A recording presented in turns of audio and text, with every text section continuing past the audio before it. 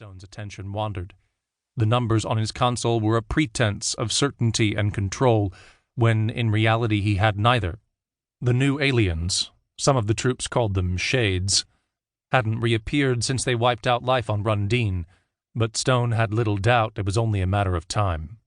And in that unknown quantity of time, the combined might of the Unity League and Fangren had to come up with a solution, a way to respond that was reliable and didn't involve extensive loss of life. He closed his eyes and hoped for inspiration. The console's inbuilt communicator buzzed, and a light flashed to indicate a reminder notice required his attention. "Is it time?" asked Stone. "Yes, Fleet Admiral, it is time for your strategy meeting," said the slightly feminine, emotionless voice of his computerized personal assistant. "Room 3A2? "Fleet Admiral, your memory is astounding." Dr. Austin's jaw fell open when she heard the PA's insolence. The expression on her face made Stone laugh. "It reminds me that I'm only human, even when everyone calls me sir," he said. "I see." Stone left his seat and headed for the door, with Dr. Austin following. It was a beautiful day outside, even though the view was obscured by the surrounding buildings of the New Texas ULAF-1 base. The high walls of glass, steel, and concrete weren't enough to completely block out the pristine blue sky. "I wish we were in better times," Stone said wistfully. He wanted to stop and admire the view for a while longer, but instead he left his office and walked through the antechamber outside. A squad of armed soldiers and a staff officer were on permanent duty in the room, and Stone offered a thin smile. The ULAF-1 admin building's corridors were filled with personnel, all of them in a hurry.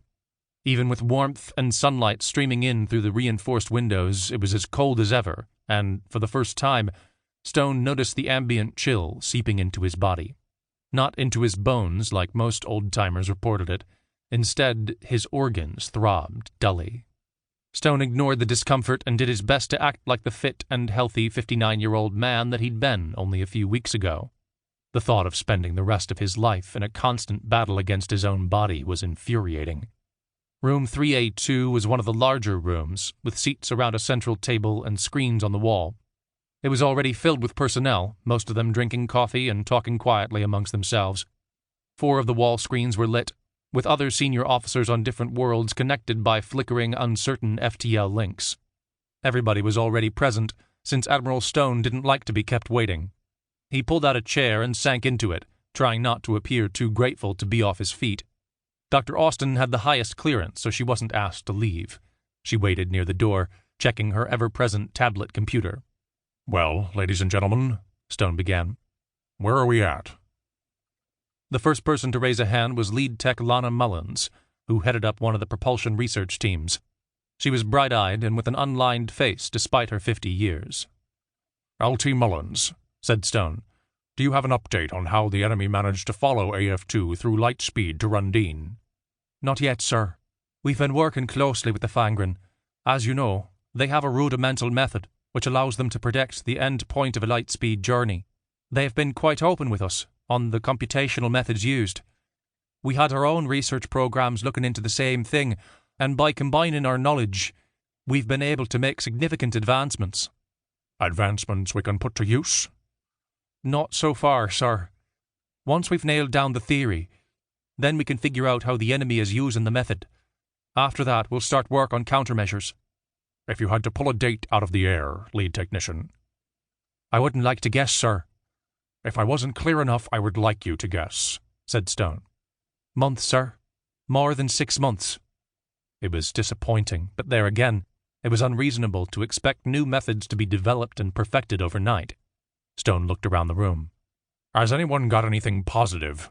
Something I can take to the lead council and show them how the ULAF is fighting tooth and nail to stop billions of our citizens being murdered by whatever alien happens to crawl out of the woodwork and decide to annihilate a few of our planets?"